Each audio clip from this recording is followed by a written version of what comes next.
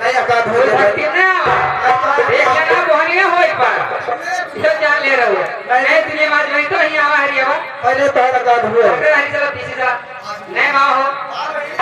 नहीं माँ तो ने तेरी नहीं हमें है बहिनी ना जान बात नहीं ये कई उम्र कितनी बा ये इतने बुढ़ा जात है उतना ज्ञान है कि छोकरी बरत जात ए बड़ी है सुना कहना का बा हो मैंने सुन लिया अरे कितनी उम्र ए भौजी का हो अरे कितनी उम्र भौजी दे तू ना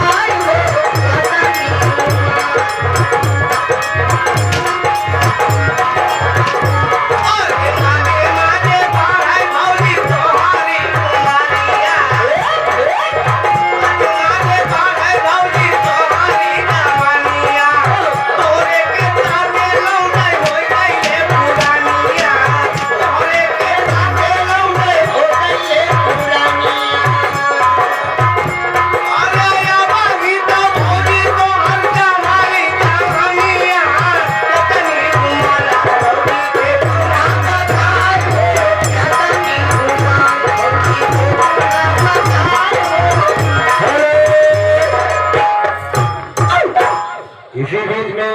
हम सब जहाँ आए हैं हमारे श्री कृष्ण